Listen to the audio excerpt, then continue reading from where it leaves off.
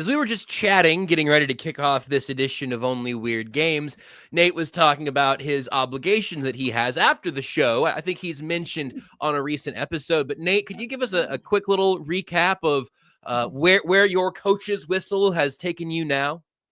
Yeah, I really wish I had it next to me. I might grab it here in a minute, but it's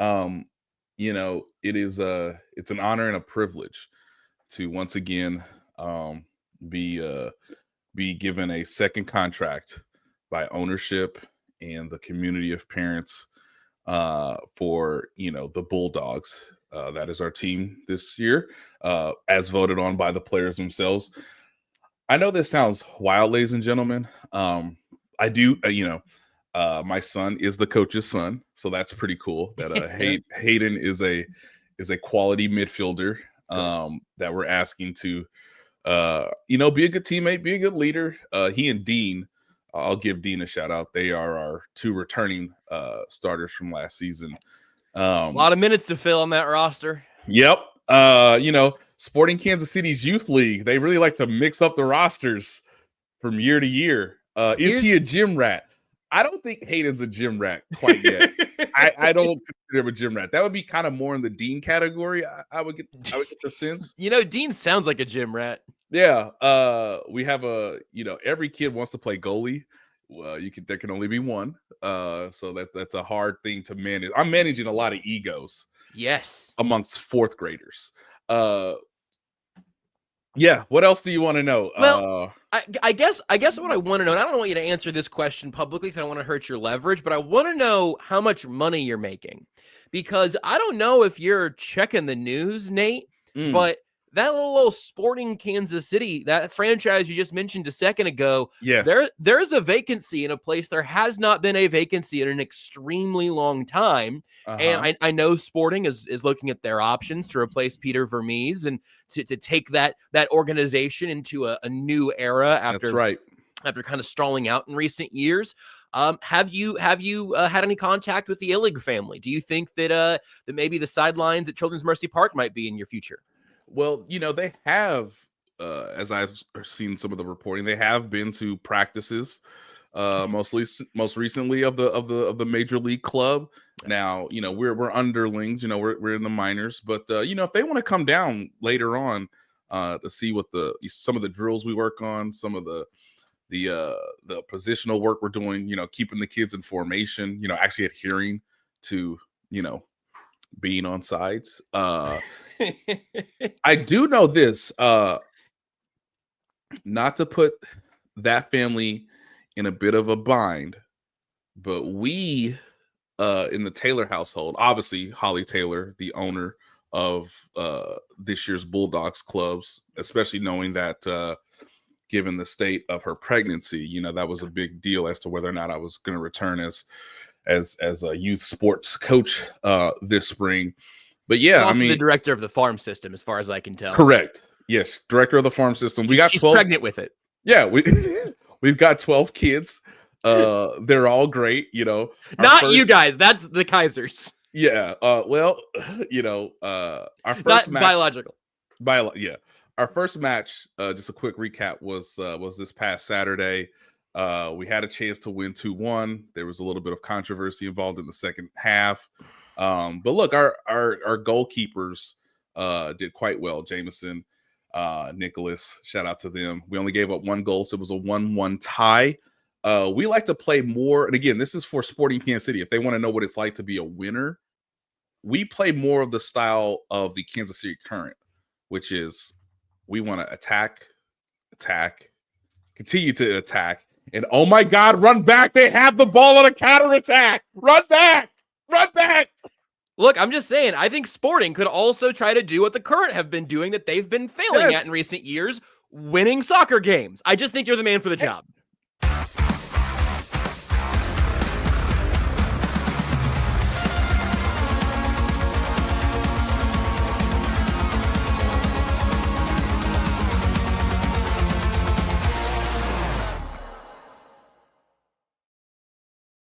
the longest cold open ever. I forgot we were still in the cold open for a while. Who makes the rules around here? We do. As is evidenced by the fact that it's once again just me and Nate Taylor, Tucker Franklin behind the scenes. Seth is in Florida and Nate is not, which I think is a good sign for just like Nate's own mental health. Got a real doozy out of Claude for the social video from Tuesday's episode. Go check out the KCSN socials if you haven't seen that. And it's going to be hard to get through this show today without thinking about how much of a crosshair we live between now by having this entire show captured the way that it is and then handed over to a madman to incriminate us in unbelievable ways. Mine was AI. Nate was really him. Mine was an AI video of me, not real, can't be used against me. What I'm getting the sense that a lot of people were hoping might not be real, Nate, was a little report you had. I believe it was after Tuesday's show. I had it all pretty much reported. Had to do some double checking some things right after the show ended. But yeah, the mothership said, hey, don't let us get this off right. So I knew as of Tuesday, and I think I told you and Tucker ahead of time so that you guys would be aware. But yes, it's always nice when you go to the owners' meetings and you're like, does any of this matter? And I want to make that clear, guys, for like the audience, for fans, season ticket holders, like outside of the draft, the only other thing that matters is the schedule. And so, as we said on Tuesday, it wasn't the most newsy of owners' meetings, but a lot of my work on Tuesday is what matters most for like the fans right now, considering the Chiefs are not really a part of these proposals that might have sweeping changes or might have some ramifications for the next couple of seasons. So when you hear things and then you try to run them down and track them down as best you can, I just felt at the time that was probably the biggest news item I could provide to people. After a lot of these meetings deal with television, the markets that are going to bid on certain things, international play, obviously the rule changes, which we talked about on Tuesday, new coaching, some of the philosophical changes within the league, and then obviously, grilling the commissioner about diversity. All these things are important, but I felt that was the best thing I could provide to people, in a pretty, and I know Tucker and Matt talked about this on their podcast as well, like not the most like bombastic owners meetings. Right. It's never going to be the same if Jerry Jones feels like he can only get a win against an agent that everybody says, no, you can't get a win doing that. And we don't have Irsay because of his health. Like Irsay he's not the wild card that he used to be, where he would just tell you things before anybody else in the league was like, we didn't tell you to tell them. Like, why are you telling them now? So I miss Jim Irsay, to be honest, because he brings a level of honesty and again, wild cardness that we don't normally get. So Nate, what matters? When and where you watch your football team next year kind of matters. Kind of matters. It sure does. And there's two prongs to this, and I'm going to make the more immediate one the secondary one, which is that it seems like it's moving in the direction of having the Chiefs playing in Brazil in week 1. I guess, I don't know if you want to hit that one real quick off the top here. We'll spend more time on the Christmas conversation, I think. But Brazil week 1, it would be a road game for the Chiefs, right? So I think this Verderay mentioned this on that football show with him and Tucker. Great episode. Yes. In the same feed you listen to this show. Go listen to Matt and Tucker freak out about this, rightfully. So it would be a road game in Brazil. We're getting a lot of different days of the week here, but it would give the Chiefs 9 home games and 7 road games and 1 neutral site game for how their schedule pans out this year. So wouldn't be a terrible thing for the Chiefs in that regard. What do you know about the week 1 plan? And then we'll spend more time on Christmas. Yeah, a lot of people, and I wondered if this is going to be the case, even though I think we stated pretty clear higher up in the story. This is not a home game for the Chiefs. Right. They are not a designated home team for the international series this year, the 7 games that will be played outside of the United States. So there was a couple comments pretty early on that people were like, I can't believe Clark Hunt would do this to us. And I was saying, like, no, guys, no. I'm going to have your back on the Christmas conversation commenters. This one's fine. No, it's not a road game. The game is in Brazil. The Chargers' first home opener is in Brazil. Now, yes, Terry has a very good comment here about like crappy field. Somebody might get hurt. Sure. We had similar issues in Mexico City in 2019 based off of Shakira, as I was reminded in 2018 because that game got moved because of the field. And I mean, when Shakira is shaking, we might as well get impregnated. Everybody in the field in Azteca Stadium. Everyone might as well get impregnated because Shakira. I wish the grass would have gotten germinated, pollinated. The beauty of that is this is usually what happens. The hips don't lie. You're right, Todd. I mean, to this day, still the greatest Super Bowl halftime show I've ever been at. Really? Wow. It wasn't just her. It was also J-Lo. Yeah. It was also back in my prime J-Lo. Like, yeah, I'm not even here for the songs. Now I think Usher probably had the best start to finish halftime show that I've ever seen. The production value to Kendrick's was pretty good, although I thought the audio was underwhelming. Underwhelming is a good word. Yeah. Nate Dogg asks, is it as bad as Wimbledon? Ladies and gentlemen, no one does work in the field of grass better than Wimbledon. Okay, they won't even let you touch it. All right, it doesn't look real. I can't believe it's grass. It really doesn't. Like the first week, it doesn't look real. Now when Shakira sings at Azteca Stadium, and everyone just takes their shoes off because she's killing it so much. This is a pattern, guys. There were bad fields in London. Then the fields got better. There were bad fields in Germany, then those got better. Bad field in Brazil. The assumption is, hey, on September 5th, it will hopefully not be as bad as it was last year. But this is not a home game for the Chiefs. The Chiefs care and they don't care. Are you ready, Josh? Yeah, hit me. As I've reported, Clark Hunt, if it was up to him, would have the Chiefs play an international game every year, non-contingent on home or away. We don't care. Ladies and gentlemen, the world is changing. The world is becoming incredibly small. And to grow a bigger audience, to have a bigger fan base, to create more synergy from a marketing standpoint, you need to be willing, perhaps more than your peers, based on the success of your team, to be willing to go to the world to, as he said, become the world's team, you know? So I think Chiefs fans should come to the reality that unless something drastically changes, they're going to play an international game more times than not in the upcoming seasons. And the NFL understands that they are more marketable right now than the Dallas Cowboys. Mm-hmm. Let me say that one more time. The NFL knows that the team you root for that has Patrick Mahomes is more marketable than the Dallas bleeping Cowboys. So guess what? You're going to play more international games than the Cowboys because that's part of Clark Hunt's plan. That's what he wants.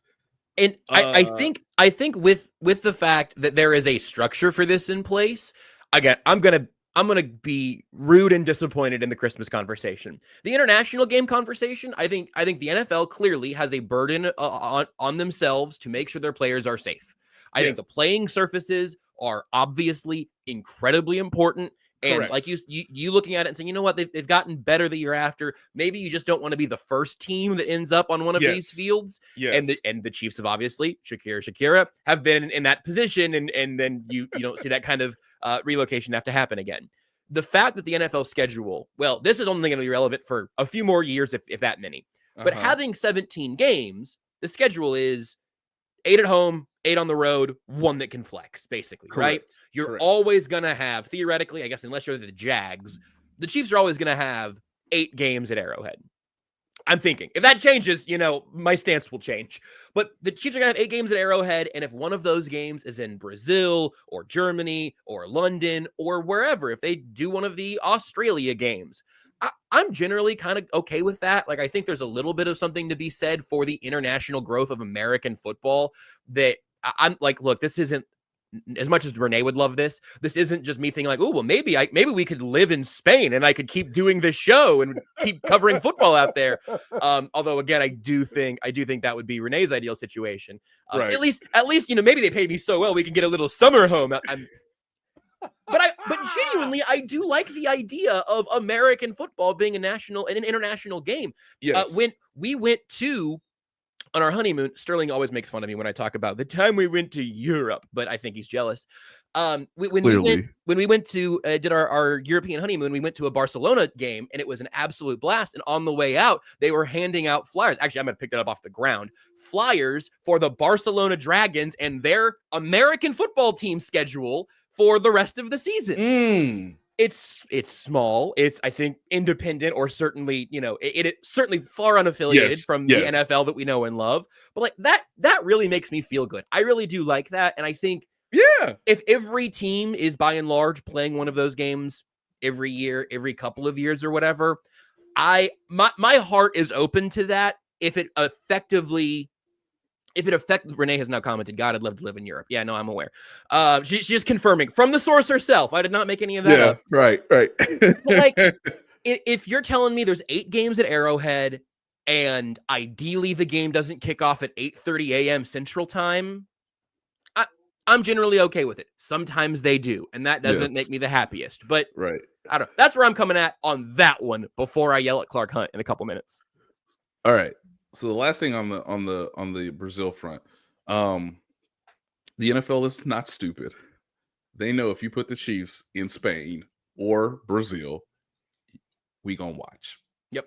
Okay. Now the benefit for the Chiefs and the Chargers is they both agreed to this, so that the NFL can, go to the highest bidder from a streaming service. And I know some people in the comments of the story said, this cannot be on Peacock again. Oh, don't you worry. It'll be on Netflix. God, really? Or Amazon Prime. Sure. Or Paramount. I heard Paramount Plus, and I said Paramount Plus. I don't think I could do Paramount Plus. What? Yeah, and obviously Disney Plus is like kind of in the mix, but does Apple want it? Can we let Ben Stiller direct it? You got to watch Severance. Sorry. In my opinion, as of right now, based on my understanding, I should say this, based on the knowledge I have, based on my understanding, no D-back. It's not going to be on Tubi. It's going to be on Tubi. It's going to be on Pluto. It's going to be on Vudu. This game could be on Peacock because they did it last year, obviously. But it is up for bidding. So that means it's probably in the Amazon and Netflix category. So just keep that in mind. By the way, Amazon loves the Kansas City Chiefs. So, should we talk about Christmas? Yeah, we certainly should. So, Nate, you've done a lot of heavy lifting, but you also were there for these conversations. Why don't this is when my mind exploded. Okay. Yeah. And I think I think attentive listeners who've heard this show, listened to this show for a long time, might be hearing our voices we start starting sentences and then bailing halfway through and then restarting the sentence again and then get about halfway through again. It's because, I'm going to wait. Nate, what did you learn from Clark Hunt vis-a-vis the Chiefs' relationship with Christmas? And then I'll save my thoughts till after the news is out there. Now, this is still being discussed, okay? This is not a guarantee beyond this season. The Chiefs, I was told, are going to play on Christmas for the 3rd straight year. Now, the expectation is before they finalize the schedule, because again, that'll be after the draft, right? So which by the way, I hope people appreciate, we're weeks ahead of what you would normally get this particular type of news. But we don't even have a date for the NFL's schedule release day, as far as I know, do we? Correct. Which is it'll be in May. which again, it'll be after the draft. So we're, again, ladies and gentlemen, start hydrating, folks. We gave you as much news as we could on the upfront as quickly as we could for you. Because the expectation is the Chiefs will play at home this season on Christmas. So if you want a quick reminder, ladies and gentlemen, they played the Las Vegas Raiders 2 years ago. They played at Pittsburgh to end a 3-game and 11-day stretch. And now this year, because it's on a Thursday, it is very likely, I'm going to say very likely, it's possible, make sure I get my wording right, it's possible that Amazon Prime could have the Chiefs be the home game for Thursday Night Football on Christmas. Oh my God, it's a Thursday. Because it's a Thursday. And again, as I said earlier, Amazon Prime loves the Kansas City Chiefs. So in addition to that, the Chiefs, now understanding that they're building a bit of tradition, that they have the most watched cable television movie of the last year that is tied around Christmas. They would like the tradition of being a fixture on Christmas for the foreseeable future, ladies and gentlemen. And as we reported it in The Athletic, similar to the Detroit Lions and the Dallas Cowboys on Thanksgiving Day. Now, what's fascinating about this, and the Chiefs know this, is those are two historical NFL NFC teams. And the NFL has made it clear to the NBA, we stepping on your corner. We stepping on your corner on Christmas. And we're selling the blue stuff. Yeah. Well, tradition is necessary if you're going to create new traditions. The Chiefs would like to be a fixture on Christmas. Now, whether that means they're the home team, like the Lions, like the Cowboys, that inherent advantage, that still remains to be, determined, but that's what they want. So go ahead, Josh. The Chiefs are going to play on Christmas this upcoming season. They are the most watched football team in America. That is also a fact. What's wrong with this? What's wrong with this plan to grow the brand, as they say? Tucker, I lied because I said I was going to set myself up and then throw to a break. I got to answer Nate's question. We'll take a break after. I'm sorry for lying to you, Tucker. If Seth was about to answer, I would have thrown to it. Something about this really surprises me. Something about this surprises me a little bit, and something about this does not surprise me at all whatsoever.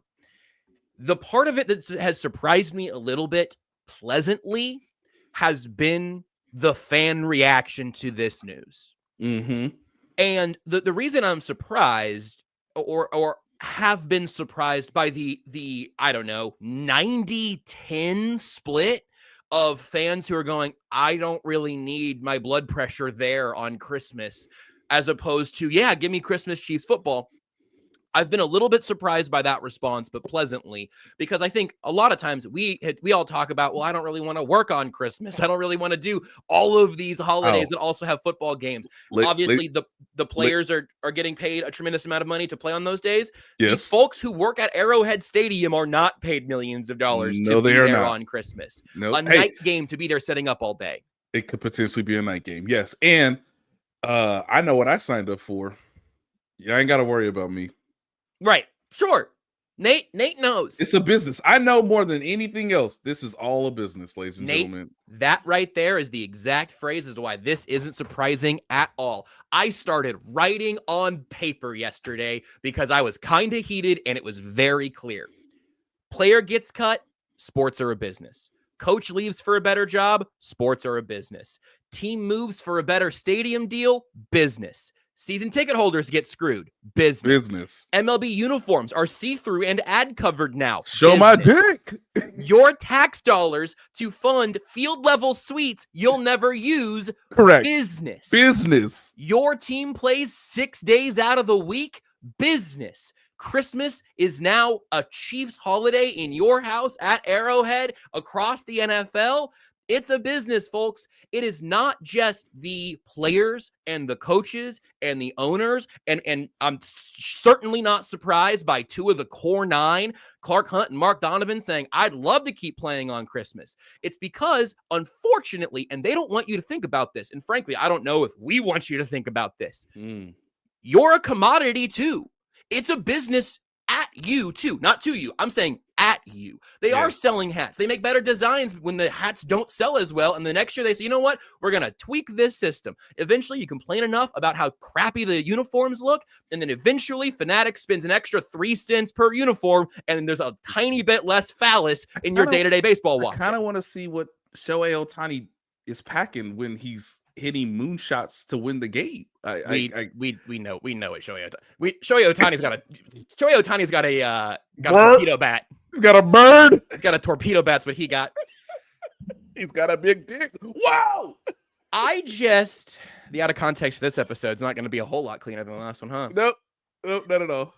Especially in this. Bat. He's got a big bat. He's got a huge torpedo bat. In this present moment in particular, it does feel worthwhile to note where you are in the system. And the Chiefs have leaned on decades of goodwill, and they leaned on that when they were bad, and now they're good, and it's awesome. Right. And we love covering this and talking about this over and over and over again. But none of us, me, Nate, you, Tucker, anybody, nobody should ever go, well, doesn't Clark Hunt want me to have more time to spend with my family on Christmas? No, Clark Hunt wants your money. Clark Hunt wants a stadium deal. That's eyeballs. It's a business. So I am leaning back on that, not to justify this. I think this sucks. I don't need Christmas Day to be an NFL holiday. Frankly, I don't know if we need more Thursday games. We definitely didn't need them on Wednesdays. I'm not interested in Christmas Tuesday. I do think the NFL is dealing with a problem of spreading itself so thin that you get towards the end of the season and the red zone channel's like 4 crappy games in the noon window, and you go, oh man, what happened to the crack of this sport that I love so much? Right. This I don't know if it bothers me. It's fine. I remember telling Renee's family at Christmas last year, so the fact that they're doing this 2 Christmases in a row makes me really worried that we're going to be doing this every year this way. And now that's coming into focus. So again, I've been heartened, I think, by just like what seems like a pretty normal human response of just like, well, I love Chiefs football and I love the NFL and I love Christmas. And I don't need those things to be so completely intertwined like Thanksgiving, which I believe is always on a Thursday. Yes. And you did that already. If you weren't playing Thanksgiving games and you wanted to start taking over Christmas and the NBA was playing on Thanksgiving, maybe you could have that. I don't know. But it feels greedy, and I think it's worse for the fans than just Sunday primetime. You're asking for too much, okay? So let's take a break. I know. Oh, I know. Let's you look, there's you should throw this break. I'd love a break. Let's take a break, and then I got a question for everybody in the chat because Rachel in the comments says the Hunts are your family now. the Hunts are your family. I am Christmas now. Looking for tickets for your next event? Tickets for Less is your #1 source. Save big on every purchase when you use promo code KCSN at ticketsforless.com. Success in real estate takes more than vision. It takes the right financial partner. When someone takes something rundown and turns it into something great, that's called a comeback story, like Brain Group. They take distressed properties here in KC, completely rework them, and then turn them into valuable real estate. But that kind of work needs the right bank behind it. Enter Emprise Bank. They're not about cookie-cutter loans. They saw Brain Group's vision, backed them, and now they're making big moves in Kansas City real estate. Talk about your partner in possible. Emprise doesn't do one-size-fits-all financing. They invest in potential and back growth. Visit emprisebank.com/KC to learn more. Emprise Bank. Member FDIC. Equal housing lender. Are you ready to win real money this March? Struggling to choose which team will pull off an upset? Forget about the teams. All you need to focus on are player stats to rack up big cash prizes with DraftKings Pick 6. And when it comes to the massive payouts, DraftKings dunks over all the competition. Pick Six is available in most states, including Missouri, California, Texas, Georgia, and more. Track your picks for a shot to win huge cash prizes. It's as simple as that. All you have to do is pick which players you think will score, rebound, get assists, and fill up the stat sheet, and you can win. It's that easy. So turn your college basketball knowledge into cash today. New players get $50 in Pick Six credits instantly with just a $5 entry. So download the DraftKings Pick Six app now and use code KCSN. That's code KCSN for new customers to play $5 and get $50 in Pick Six credits. Better payouts, bigger wins, only with Pick Six from DraftKings. The crown is yours. Gambling problem? Call 1-800-GAMBLER. Help is available for problem gambling. Call 888-789-7777 or visit ccpg.org in Connecticut. Must be 18 plus. Age and eligibility restrictions vary by jurisdiction. Pick Six not available everywhere, including New York and Ontario. Void where prohibited, 1 per new customer. Bonus awarded as non-withdrawable Pick Six credits that expire in 14 days. Limited time offer. See terms at picksix.draftkings.com/promo. All right, Nate, what's the big question? All right, if you missed the cold open, I am coach of the youth Sporting Kansas City Academy Bulldogs, 4th grade. Okay, so it's 7-on-7, has a goalkeeper. I think this is the formation we're going to go with. Okay. Now, if you see this here, we got 1 striker, we got 2 midfielders, but I like to call them 4 defenders, right? Because these guys can obviously slide back in if we need to, right? So if the ball is played back, you know, we got it all covered on the 4 lanes, right? But also, should we be a more attacking team this year? I just want to know what do people like most about this? Because if we play, let's say we play Dean forward, right? And let's say Aiden is here, Hayden's over here, Mark's there. Obviously we got, Jameson in goal. What are we doing wrong here? Well, so the question, first of all, good question from D-Mac. Where are the trick plays? I mean, that's the place to start. I think you just start calling some trick plays, and the rest of this will figure it out. Yeah. Ronson-Trate, good question. Youth can't pass. Don't waste your time with defenders. Good question from Colton. Don't waste your time with the defenders. It says it's 7v7, but you only got 6 players on the board. That might be your problem. That might be something to that. Now, look, I'm just thinking formationally because obviously I want to have an umbrella obviously here. Now that extra player can obviously be up top, right? Right. He could not on the screen. Yeah. Because there's no offsides. So I want to be able to build a little bit more protection for Jameson in game 2. Again, it was 1-1. How good's Jameson? Was Jameson standing on his head back there? Oh, the reason it was 1-1 was because he stopped a breakaway right at the buzzer or right before the buzzer. Huge. So look, my question is where's the talent right now? Like, who do you want to rely on here? Are you ready to rely on Hayden? Are you ready to rely on the gym rat from earlier? Is any one kid on this team ready to be the star? I mean, to be fair, like I'm out of shape. So let's be honest. We could all be better conditioned. Yeah, sure. But last week we did a 1-3-2 formation, obviously with a goalkeeper. Right. So now I'm thinking about maybe 2-2-1-1, or obviously Dr. Isaac says run a 4-1-1 with the fastest kid up top and just ping it long. Route 1 footy baby. Thank you. I mean, look, this is I like that because again, playing more. Now this is where Lolo Labonta doesn't get enough credit for me. We were in person for Saturday's match against the Utah Royals. My God, did we just beat the brakes off them for 30 Fraud minutes. Royals. Fake Royals. Not my Royals. But it's only fraud because it's like, oh, I see Lola, and I just see a bunch of just average gals out in the middle of the pitch. and I know who's winning the ball all the time and who can find Chewinga, who can find Davida. It's very great. I'm afraid with the just ping it long strategy, you do need someone who can in fact ping it long. Correct. And I don't know if you're in that age range yet. Well, look, I love Brody. I think Brody might be our guy to really get us there long. Youth soccer is always going to evolve into one goalkeeper, 6 kids running for the ball.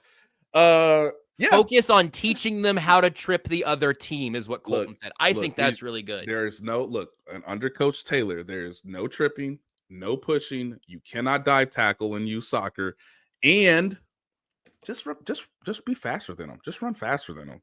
You know. Yeah, so I think just put it. I think you got to start the spray and pray method. Like just have your keeper maybe just start getting really good at those kind of long boots that they can do, and just push nobody else comes back across midfield. Everybody just lives on the other side. I think I'm too much in the entertainment business of. No, you're right. Seeing the ball go back and forth, letting everybody get a chance to take a shot. We did very good at free kicks. I mean, Dean's our free kick specialist. We're still trying to figure out what we want to do with corners, but the kids are really good at corners.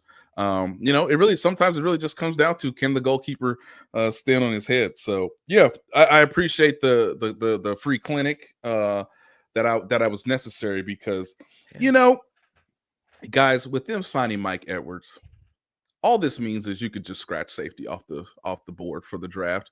And you know what that does mean, Josh? What it does mean? It means they can draft 3 defensive linemen. That too. Now I'm gonna break. Mike Edwards is back, everybody. 1-year deal. Mike Edwards. He was here a couple years ago. Now he's back. Safety room. Very good. Yeah, very good. Rotational safety. Veteran, knows what he's doing. Obviously can work within Steve Spagnuolo's system. Now we did talk about. And Mike G asked Nate, did the Chiefs have any real interest in Justin Simmons, or did they just value familiarity with Edwards more? I think yes and yes. Does Justin Simmons want to play for the Chiefs? I guess not. But Mike Edwards is ready. He can come back. He could also be a leader in the room, not in the same way that Justin Reid was, but obviously has the experience of knowing what it takes to be a championship player on defense. Obviously, he did it with Tampa Bay. And then obviously he joined the Chiefs in 2023 and they won the Super Bowl. So he now knows his role. He's going to be in the mix. He's going to be your veteran in the DB room from a safety standpoint. I can put Deion Bush back on the practice squad without getting yelled at. There you go. Thank you. I don't know if this is public knowledge, but Dane Brugler, my colleague at The Athletic, the Beast drops next week. We're going to be eating good. Got the KCSN draft guide. The Beast is coming next week. The Beast is dropping. I'm going to learn some names. The Beast is dropping in less than a week. That's right, ladies and gentlemen. And with that, I want you to do what we always tell you to do, okay? I mean, let me scratch that out, okay? Let me draw a little thing over back here. To the whiteboard. Okay? Now, this is the country of the United States, okay? This is the United States, all right? Now, we lost to the American Southwest, but other than that, it's okay. Look, I'm not looking for accuracy, okay? Now, what we're looking for... You forgot to add Greenland. ...is a cornerback, okay? Cornerback, not quarterback, cornerback. It'd be nice if we could have found Cooper DeJean last year. We did. We did. All right. Now look, this looks like Brazil. Great. Perfect. You want to cut it in half, okay? You want to cut it right there, okay? Josh, explain the next part. They're going to draft below the line. Thank you. Yeah, that's any cornerback's name that you read in Dave Brugler's The Beast or the KCSN draft guide, in here, baby, in here. I keep asking the guys if I can do a thing, like the Josh's guys sticker, if I can just put it on corners from below the Mason-Dixon line. I think that would, if I could I just want a sticker. I want my sticker to be next to just like where they were born. Like Louisiana, my guy. Boom. Yes. You have my stamp of approval. And probably Steve Spagnuolo's. Where is his CBAT and where is he from? End of conversation. How long are his arms and how fast can he run? I will say, I think I could draft cornerbacks and give them to Steve Spagnuolo and Dave Merritt and have it work out. I think that might be the easiest. I think that might be the easiest part of being a general manager in the world is just giving Spags and Dave Merritt the right corners to work with. Now with Mike Edwards being back, could we find the Holy Trinity? A young boy from a certain home down south who run fast, gym rat, long arms. Maybe his name is Mason. Flag planted, literally, maybe in this case. On the Mike Edwards thing, in every other sense, I think the only thing I would add on is that I think it gives them a little bit of a chance to be out on Shamari Connor if they are out on Shamari Connor at all. I don't think they would have to be, but just the way they used him last year was so strange. And I mean, obviously they had Justin Reid and they needed help at corner, and so they were shoving him into the slot and all of that. But like if they've done the thing where they take a player out of a position where he looks pretty good, put him in a different position, and then put him back in the original position, now he doesn't look as comfortable there anymore because he played a completely different position last season. Right. If they screwed up Shamari Connor, they have a little redundancy. And I wonder, Nate, if I probably not because of just the numbers. I think you probably got to do this next year. But with Brian Cook and Shamari Connor not necessarily in the extension conversation, I think there will be a chance for them to do something different at safety in 2026. But that might be your Tyrann Mathieu, Justin Reid, outside guy coming in if you think he's an improvement on Brian Cook. I don't know. So that's far enough away, and it seems like Jaden Hicks is really kind of the key to a lot of this, which would be scary if the Chiefs didn't seem so excited by that. Oh, no, he's very excited, and they need to see more from him next season just in terms of snap count and just what he can do on a down-to-down basis. Again, I think Mike Edwards gives you a very nice floor, a very solid floor. Again, a professional who knows what he's doing, knows the role, can be a versatile player within the scheme because as much as we talk about the beautiful mind that is Nick Bolton, man, you're doing God's work in the back end if you're a safety in Spagnuolo's system, particularly as we get from, nice football to real football and Thanksgiving to like, okay, now it's championship ball in December, January, and obviously moving into February. So he's shown it before. What's so fascinating is they let Mike Edwards go in free agency last year. He went to Buffalo, never found a real home or a real role there because, of DeMar Hamlin, which is, again, all this is kind of crazy. And because they let Mike Edwards go, Jaden Hicks falls to them in the 4th round, and they draft Jaden Hicks. And so it's just like, well, now that we don't have that veteran presence, that quality tackler can play multiple sort of disguises on the back end, and Justin Reid, we get a guy that we just saw do that a year before in Mike Edwards, and it doesn't obviously cost as much. It seems like a win all the way around. One thing to stop worrying about in the draft, one more position group shored up, and puts that unit in a pretty good tier where I have very few questions, some redundancies, all very, very good. Something else I got no questions about, although you may have some inquiries about, is the Hope Faith 2025 Disc Golf Tournament on June 14th. Registration is open. You can go to hopefaith.org/events for more information on all their events, specifically the Disc Golf Tournament. Again, June 14th. You can register there, get all the details. You can sign up your team of 4 for $100. All proceeds benefiting Hope Faith programs and services. Included in your registration, you get lunch, refreshments, a disc, a morning of friendly competition, raffles, and prizes. So you can sign up now using the link in the description. Hope Faith Homeless Assistance Campus is KCSN Foundation's Feed It Forward partner, and a great cause that you can support there. Again, link in the description. You check them out, hopefaith.org.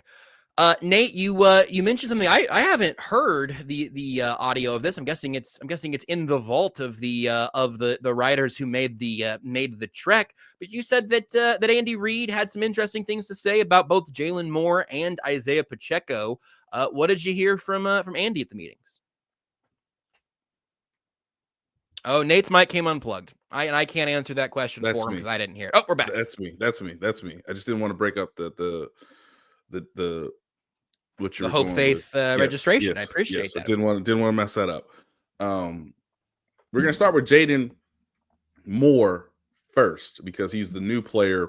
This is Andy Reid's, I believe. Jaylon Moore. Yeah, jeez, there's so many names. At least we got Justin Watson out of here. Messing up my. So we're going to start with Jaylon first because he's a new player. This is Andy Reid's, I believe, first public comments about his new left tackle. Kind of important. Now, this didn't run in The Athletic, but obviously we're going to share it here because you'll read these quotes at some point. I said, hey, what was your evaluation of my guy who has played 4-5 games? Just a little sample here and there. And so Andy Reid said this, with Jaylon, it's just what we saw. The fact that he came in against good players as a backup for Trent Williams, it did a nice job. He was solid. Now, here's where it gets interesting. Quote, he's a strong kid. One of the things that we were getting on that left side was a push. We need somebody there that had a little strength to maintain that protection. We had guys up front. We had guys in front of guys. And now, quote, we had guys in front of guys. Right. It was just that push on the quarterback's left arm is tough. Nate, is that follow-up question from me to you? Is that true? I mean, is that a good evaluation? He's not wrong when he said last year we had guys in front of guys.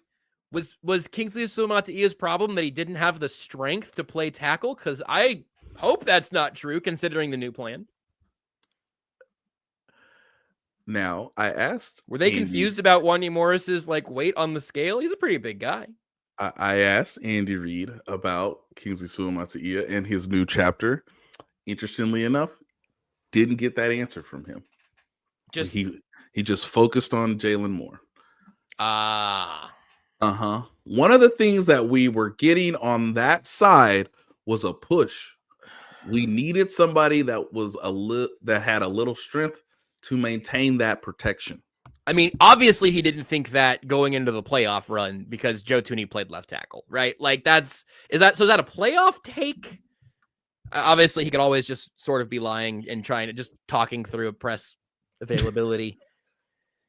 I lose my mind when I start to take it too literally. I just want you and everybody to hear what I was able to gather and surmise from the owners' meetings. Why do they keep drafting weak tackles, Nate?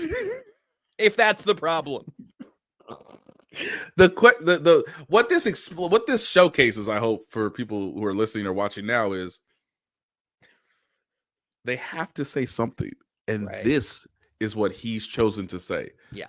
That Jaylon Moore is stronger and that he can hold up more than anybody they had on tape last year. Okay.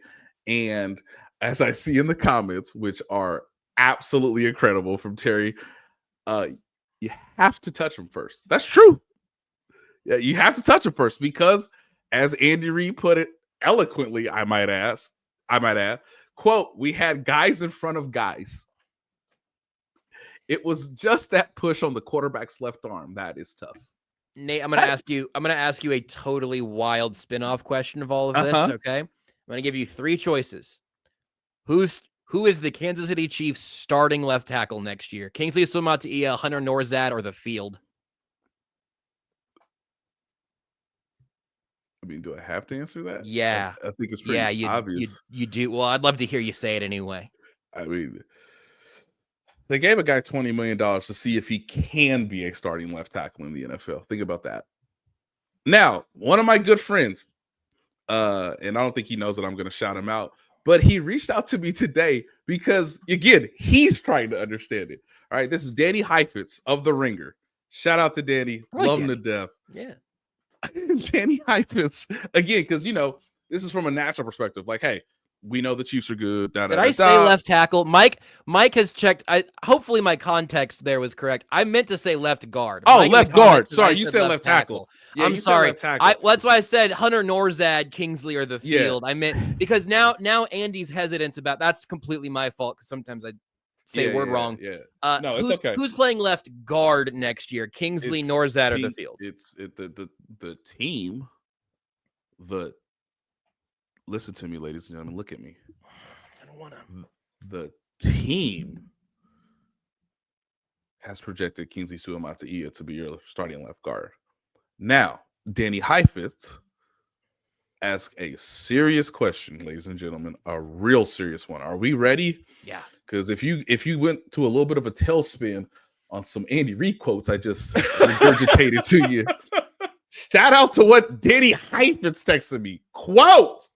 So, I don't think I fully digested this until now, that Kansas City's plan is to have a left tackle that has never played more than 5 games a season and a left guard who has never played guard. Quote, is that really the plan? All right, that's the show for today, everybody. Thanks for being here. Appreciate it. We'll talk to you Tuesday. Yes and yes. Yep. That's the plan, kids. Why do you keep saying the plan like that? That's the plan. Yeah. I mean, look, a guy who's played left tackle no more than 5 games in an NFL season is your left tackle, and a left guard who's played 1 game at left guard in his entire NFL career. Yeah. With Creed Humphrey, Trey Smith, and Jawan Taylor. Yeah, that's the plan. I'm sorry. Why is that so hard to understand? Because it seems dumb when you say it like that. Come on! I think the Jaylon Moore signing was fine. I feel like that's a reasonable bet. I wish Andy Reid would come out and say one complete nice sentence about Kingsley Suamataia that doesn't sound like he's saying it at gunpoint. I would like one earnest compliment of Kingsley. Yeah. Like, I'll take, maybe mini camp. I'd like it before St. Joe, though. I can't get all the way to St. Joe to wait for Andy Reid to say that Kingsley's a great kid who works hard. I need a little confidence, coach. Yeah. So when it comes to Isaiah Pacheco, I just want to make it very clear. This man was broken. He was still broken. And sometimes for competitive advantages, okay, coach, like we don't freaking have eyes. But again, as a former, as now a youth coach, I understand what you got to do.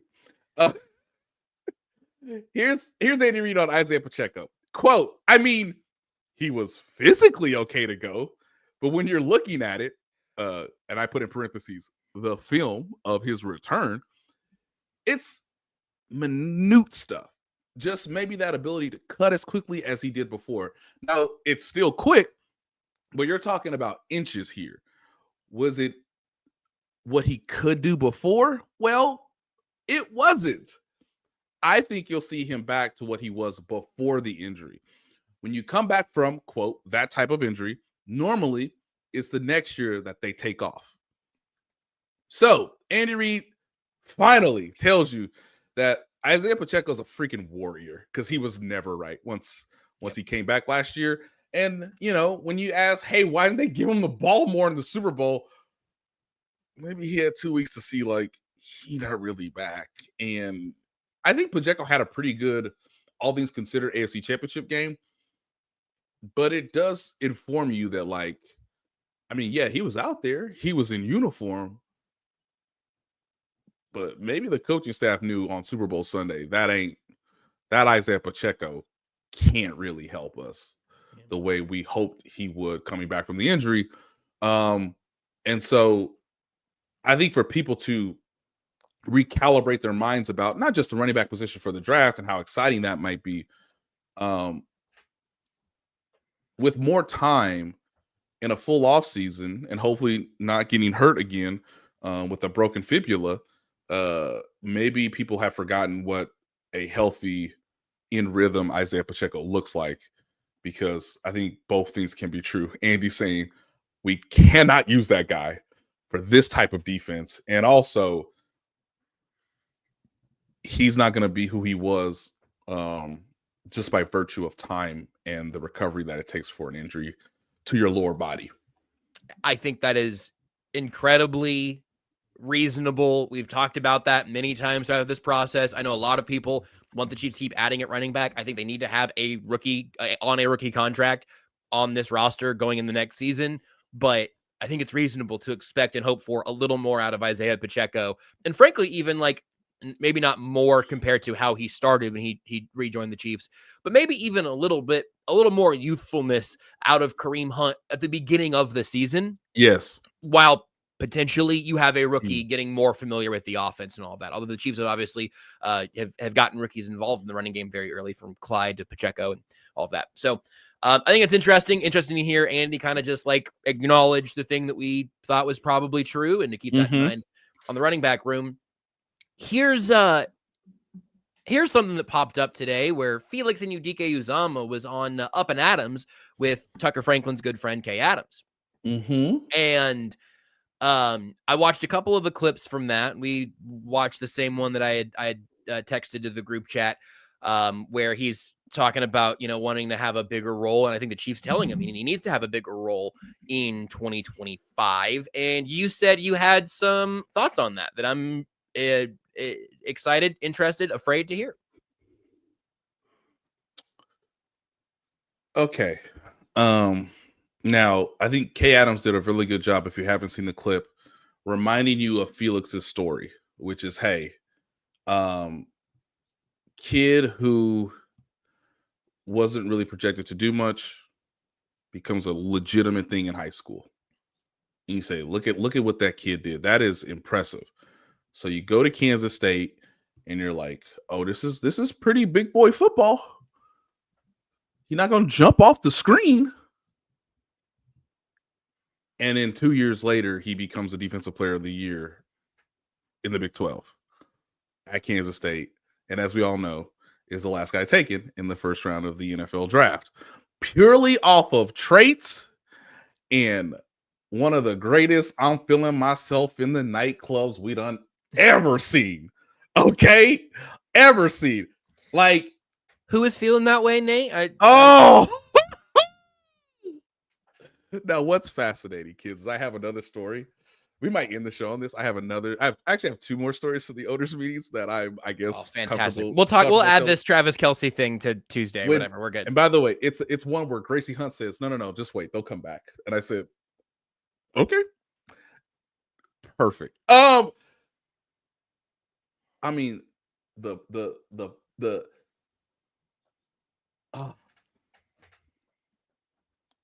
look, man, guys, he is a human being who had the trophy in his hand, and they said, "Hey, dog, can we trade down?" And he said, "Trade what?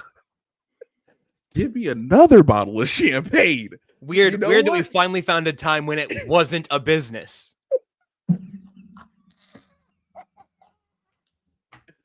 So here are my thoughts, kids. Was Felix supposed to be a first-round pick? Most people will tell you no. Was Clark Hunt supposed to not feel himself while holding the bleeping trophy on the night of the draft in Kansas City as the host city of the reigning champs? Hey, you get that drug and tell me how you do when they call you. I cannot afford that drug, Nate, and that is a really, really literal issue. Right? Like, I just want every Chiefs fan, when it comes to FAU, to realize, hey, man, you take that drug. Like, what if they handed you the Vince Lombardi trophy? The fireworks are ready to be lit off, and you trade down. So they took. I'd like to win another Super Bowl, I guess. Like, maybe that's what I would tell myself in that moment, I guess. Can I have an extra pick? Yeah. Right. Sounds so cool. Look, it is so fascinating because Kay acknowledged something that I don't think Chiefs fans have acknowledged. He is starting the exact same way he started the last two levels of football. You are not expected to do anything the first season. Anything. Joe Cullen had to break him down to build him back up in year one, ladies and gentlemen. And I feel comfortable saying that now. All right. He wasn't expected to do anything. Now, was last year his rookie season? Well, what do you know? Yes, it was. And so even though it says year 3 on that thing, it's not really year 3. It's really year 2. And so now, Clark Hunt, with the trophy still in his hands, on a bender that no owner has had quite literally since he had that bender, says, thank God. We still got that 5th-year option, right? Oh! Can't wait to pay What is that number going to be, Nate? I didn't give her everything. Incredible. So look, it's good that he's acknowledging this now. It's good that I knew the Chiefs had sort of positioned it a certain way for him, but I think it's good that he's acknowledged this now because this is I want people to realize this will be the first year that he's an actual NFL player with actual NFL responsibilities. Because I think based on circumstance and the craziness of it all, he kind of had a redshirt year as a freshman, as a rookie. His role did not increase at all in year 2. And now you're ready to, now you've been given the tools and the time to do what you started to do in high school, do what you did in college. This is the big question. Let's see if it translates in year 3, because now the rookie contract starts, kids. Because guess what? They have the 5th-year option, and based on anything we've seen out of the first 2 years, that is the business of it all. And so incredibly fascinating. Didn't know that Felix was going to be on today's show, but I caught wind of it pretty early, or someone reached out to me. And I just want people to realize that, like, that 5th-year option, that means something when it comes to Felix Anudike-Uzomah. That means something entirely different for George Karlaftis. Right. No, that's a good point. And here, one specific follow-up for you on Felix, and then we can put a bow on this whole thing. I get the feeling, let's say last year, I bet the Chiefs were hoping that Joshua Williams would take another step. He didn't. I think going into this season, they are expecting Jaden Hicks to take a large step in terms of role, usefulness, confidence, all of that. And he showed the early parts of that last year.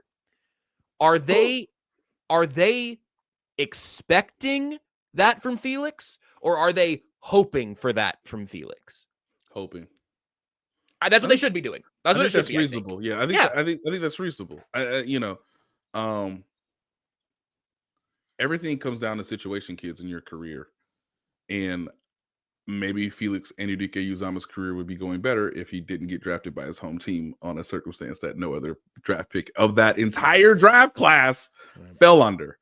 So, it's better to have honest conversations sooner rather than later. And so they're hoping for it, and they're hoping his ascent continues to remain consistent.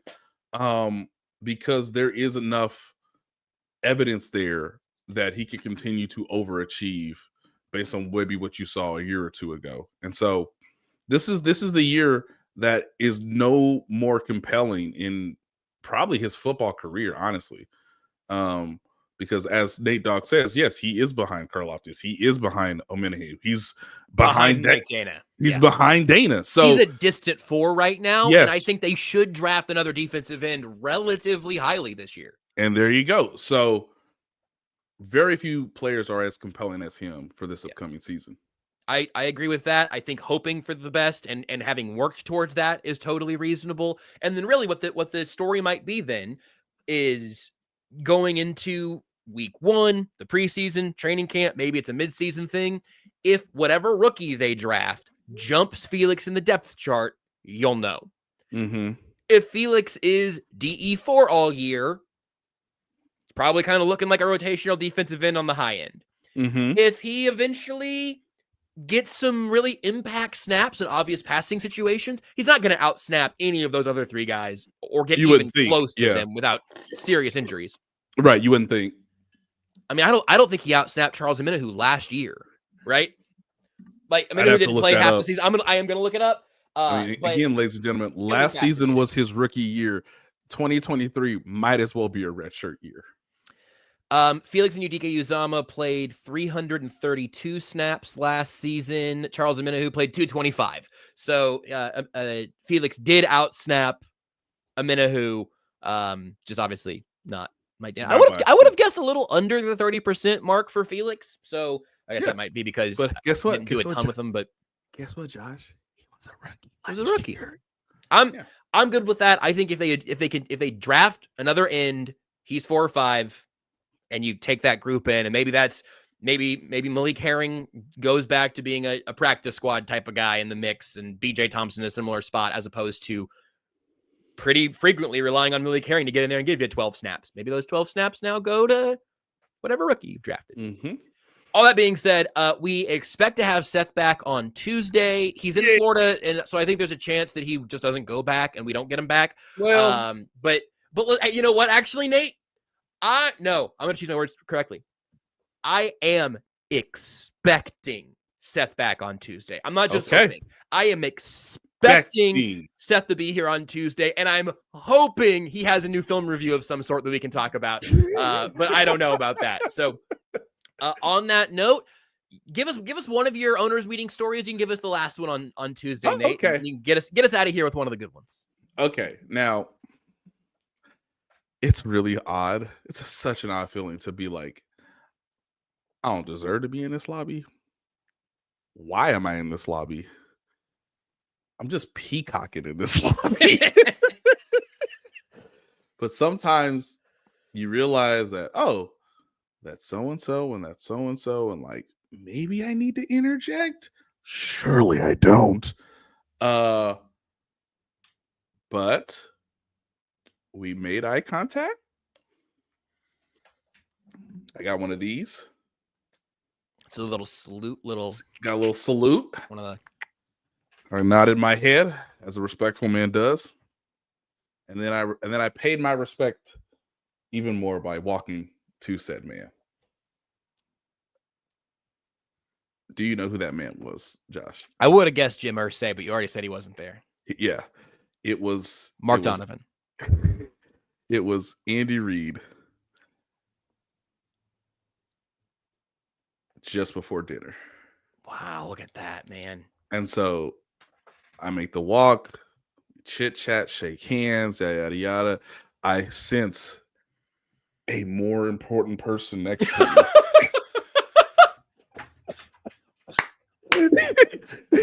I sense an entirely more important person than me to my left. And I make the turn and I said, "Oh, come on."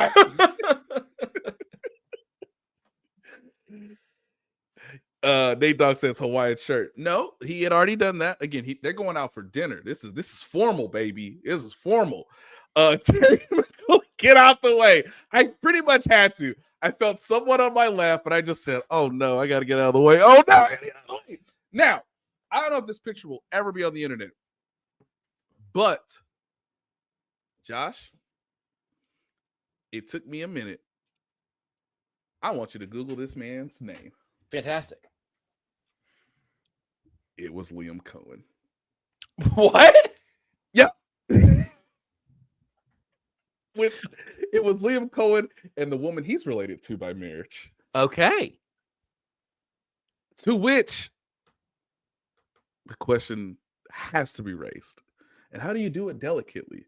How do you try to inform people that, yes, even though this is the NFL and even though these are quote unquote peers, they go through the same things we go through. How do I ask this man for a photo? And so his wife, Liam Cohen's wife, like a great fullback, just said, "I'm sorry, but you're the only photo we want." And with the biggest smile, Liam Cohen, his wife, who I don't know by name, I got to look this up, Andy Reid and Tammy Reid take a photo. Now, like a good neighborhood Spider-Man, like a good Peter Parker, I turn to my right so that the phone is not given to me. I ain't taking this photo, dog. Somebody else do it. I thought for sure you were going to take it and say that then you texted your own number from Liam Cohen's phone and boom, boom, boom, sources, hey, Leo, journalism. Hey, Leo. Hey, man, thanks for the assist on the alley-oop. Thanks for the alley-oop. No, I didn't do that. Again, I'm respectful. I turned away and let somebody else take the photo. That is employed by Clark Hunt. But yeah. And then you went around to the back and photobombed him. Just think, there's a coach right now who's getting ready to go into his 27th NFL season as a head coach, heavens. And a guy who's going to do it for the first time. And he said, hey, bro, can I just get one photo? With Nate Taylor. Wow, what a story. Oh, God.